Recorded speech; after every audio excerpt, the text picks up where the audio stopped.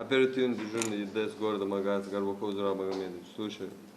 С утра это 10-й звонок. Житель Магаса жалуется на отключение света по улице Мальсагова. Оператор фиксирует сообщение и передает информацию в Россети. На страже экстренных звонков единая дежурная диспетчерская служба 24/7. Мы принимаем звонки от жителей и гостей города Магаз, которые столкнулись с теми или иными происшествиями, которым нужна скорая помощь, полиция. При любых происшествиях они могут обращаться в 24 часа в сутки к нам, и мы обязательно им поможем. Каждые сутки заступают 2 диспетчера, которые отвечают на звонки. Единая дежурная диспетчерская служба Магаса работает с целью удобства обращений граждан. Жителям не нужно звонить, как раньше, в 01, 02, 03, 04. Достаточно набрать один из стационарных номеров 8 873 455 05 89 или 8 873 455 04 75. Главная задача ЕДДС – обслужить быстро и качественно.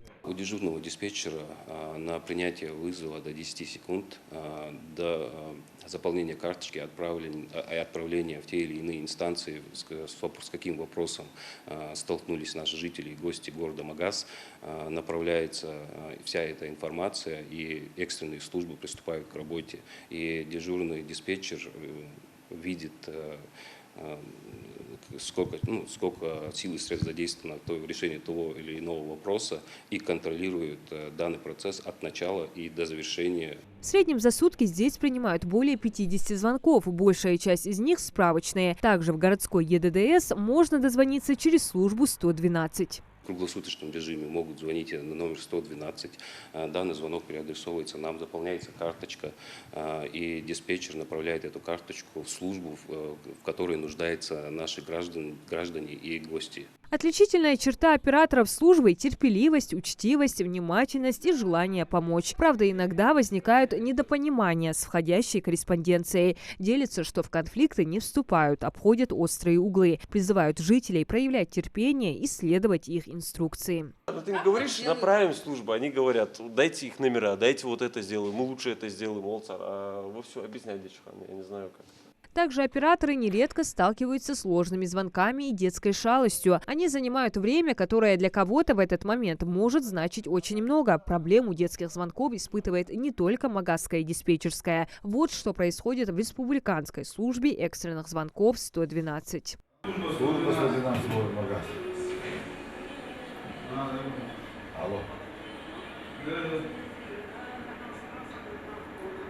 Давал За 5 минут нахождения съемочной группы в зале операторов поступило 6 звонков от детей. И диспетчеры не могут ограничиться одним замечанием в адрес шалуна. Каждый звонок они обязаны полноценно обработать, как и другие категории вызовов. Оформить карточку, внести данные и причину обращения. В это время люди, попавшие в реальную беду, находятся на ожидании. Делятся, что очень часто слышат родителей на фоне, которые не пресекают баловство своих детей. Но это детская жалость. Вот сейчас звонят дети, вот и собака умерла, или там кошка с крыши упала, или, шутят дети, шутят, постоянно звонят. 1000 звонков бывает в сутки, понимаешь, иногда. Это детская шалость, понимаешь.